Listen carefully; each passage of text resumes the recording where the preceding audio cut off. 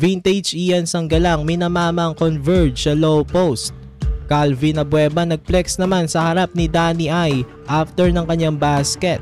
Nang posterize naman ng big man ng hotshots na si James Laput. Magnolia Hotshots versus Converge Fiber Xers. Handa na ulit rumesbak ang Hotshots sa kanilang first game ngayong Philippine Cup, habang ang Converge winless pa rin at may 4 ng talo.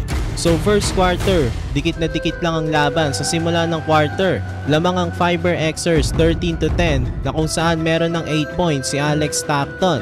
6 points naman na si Rom De La Rosa para sa Hotshots. Around 4 minutes nakalamang ng hotshots nang ipasok si The Beast. Umiscore agad si Abueva sa isang fast break. Kumukonekta na rin ang duo nila ni Ian Sanggalang dito sa dulo ng quarter, kaya nakalamang tuloy ang hotshots 24-20 at the end of the first. Second quarter nang mamama na sa loob si Laput, nang posterize pa nga ito. Lumamang na ng 10 tuloy ang hotshots. Naka-end 1 play naman si Calvin Abueva. At may pa-flex pa nga ito sa harap ni Lakay Danny Ai. Na-extend pa ng hotshots sa 14 points ang kanilang kalamangan at the half, 53-39.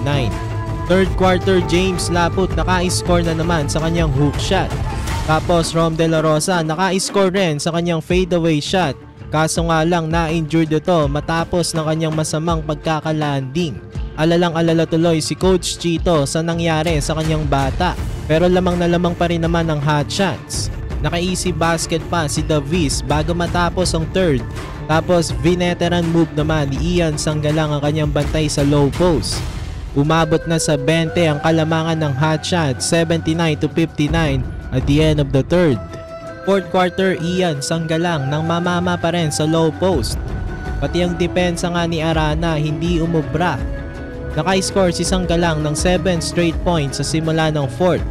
Lalo pang lumaki ang kalamangan tuloy ng hotshots at umabot pa sa 24 points, 88-64. At hindi na nga nila inayaan pang makahabol ang Converge.